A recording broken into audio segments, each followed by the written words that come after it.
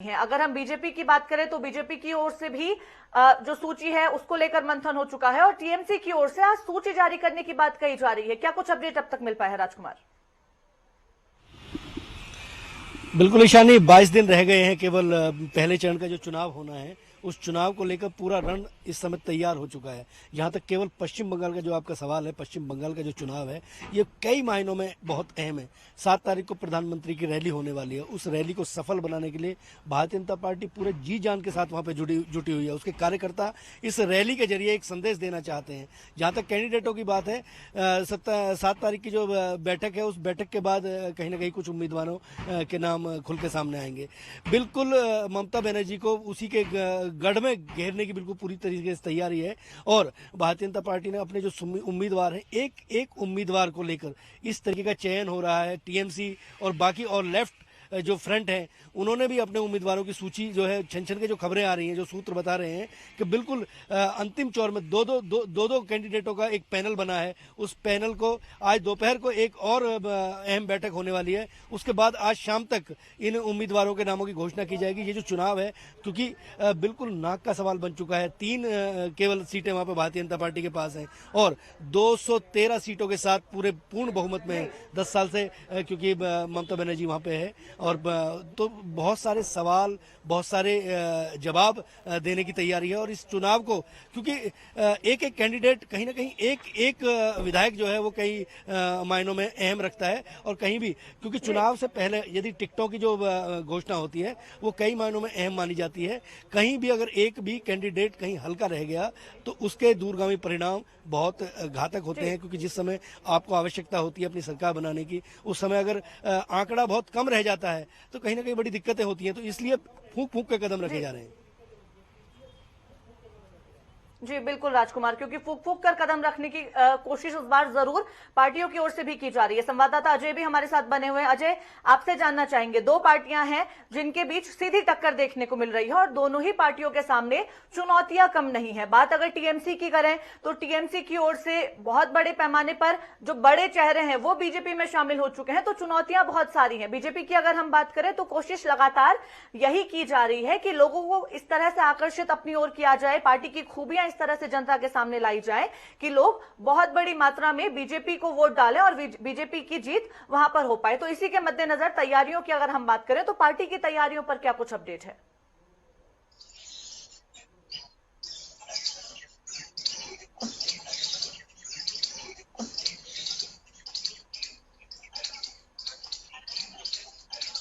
अजय, आवाज मिल पा रही है आपको? अजय, आवाज मिल पा रही है आपको? अजय से फिर जोड़ने की कोशिश करेंगे। इसी बीच राजकुमार मैं आपसे जानना चाहूंगी, पार्टियों की कोशिशें लगातार पुरजोर कोशिशें जो हैं वो देखने को मिल रही हैं। अपनी ओर से पूरी ताकत जरूर झोंकी जा रही है। स्टार प्रचारक जो हैं वो लगातार पश्चिम बंगाल का दौरा कर रहे हैं। क्या कुछ प्रभाव इसका देखने को मिल सकता है? ईशानी, भारतीय जनता पार्टी इस चुनाव को बिल्कुल ईशानी भारतीय जनता पार्टी इस चुनाव को थोड़ा सा अतीत के पन्नों को अगर पलटते हैं तो चीजें सामने आती हैं। जो 2 बार का जो चुनाव हुआ है केंद्र सरकार जिससे बनी है प्रधानमंत्री नरेंद्र मोदी का, वो एक वॉर रूम बनाया गया है।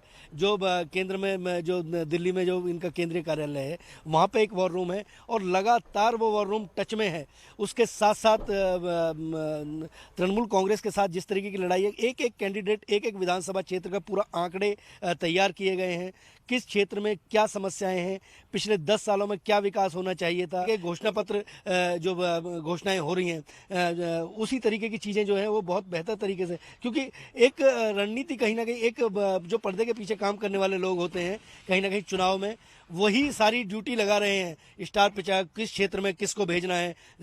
उत्तर प्रदेश के मुख्यमंत्री नरेंद्र मोदी योगी आदित्यनाथ को जिस तरीके से उतारा और बहुत सारे स्टार प्रचारक, और अभी क्योंकि चुनाव का ये दौर है, प्राथमिक दौर में है अभी चुनाव। ये 7 तारीख की जो रैली है प्रधानमंत्री नरेंद्र मोदी की, इसके बाद भारतीय जनता पार्टी अपने पत्ते खोलेगी और आने वाले दिनों में इस चुनाव प्रचार को और आक्रामक बनाने की तैयारी चल रही है। जो सूत्र बताते हैं, जो रणनीतिकार बताते हैं, क्योंकि राष्ट्रीय स्वयंसेवक संघ, विश्व हिंदू परिषद और बाकी जितने भी हिंदूवादी संगठन हैं वो अपने स्तर पे काम कर रहे हैं, लेकिन भारतीय जनता पार्टी किसी भी मसले पे कहीं पीछे नहीं रहना चाहती। इसके पूरे प्रचारक पूरे हर जगह, हर व्यवस्था, हर जगह हर बिल्कुल व्यवस्था राजकुमार, क्योंकि कोशिशें यही है कि किसी भी मसले पर पीछे ना रहा जाए, तमाम तरह की चीजों को जनता तक जरूर पहुंचाया जाए। संवाददाता अजय हमारे साथ जुड़ गए हैं। अजय, एक और बंगाल चुनाव को लेकर तो तमाम तरह की चीजें जरूर निकलकर सामने आ रही हैं, वहीं असम में भी चुनाव है, बेहद अहम वो भी है। तो असम चुनाव की तैयारियों पर किस तरह से फोकस किया जा रहा है? बीजेपी की अगर हम बात करें या किसी और पार्टी की अगर हम बात करते हैं, तो असम चुनाव को लेकर क्या कुछ चीजें इस बीच देखने को मिली?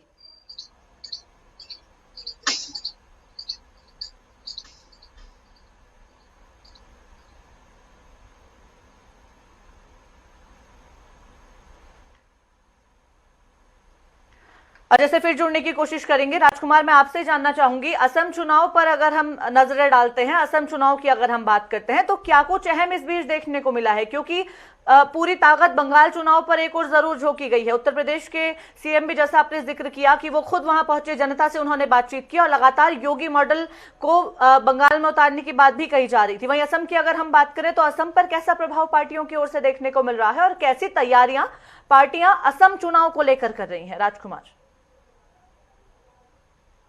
नहीं, यदि असम में अगर देखा जाए तो बोडो और बहुत सारे क्योंकि बहुत पिछड़ा हुआ इलाका, क्योंकि जिस क्षेत्र में आतंकवाद और नक्सलवाद अगर कहीं रहता है तो उससे कहीं ना कहीं प्रभावित होता है। तो जो विकास होना चाहिए था वो विकास शायद वहां पर नहीं हुआ। मिलीजुली जब सरकारें चलती हैं तो कहीं ना कहीं एक वो जो निर्णय होते हैं, जो बोल्ड डिसीजन होते हैं, वो नहीं लिए जा सकते हैं। लेकिन भारतीय जनता पार्टी असम को लेकर भी बहुत अहम, क्योंकि वहां के जो रणनीतिकार हैं, पहले अपने प्रचारक भेजे हैं, उन प्रचारकों ने पूरा अपना सिस्टम निकाला है कि अभी तक का पिछले 10 साल का खाका तैयार किया गया है। मैं केवल भारतीय जनता पार्टी की हम रणनीति की बात करें, क्योंकि भारतीय जनता पार्टी के सूत्रों से जो खबरें मिल रही हैं, ये 5 राज्यों का जो चुनाव है, इस 5 राज्यों के चुनाव में एक एक प्रदेश बहुत अहम है। उसमें एक असम भी एक बहुत ईशानी बहुत अहम प्रदेश माना जा रहा है। और भारतीय जनता पार्टी ने बिल्कुल पूरी तरीके से एक मॉडल तैयार किया है, क्योंकि समय आते आते चीजों को खोला जाता है। जिस तरीके से 7 तारीख की जो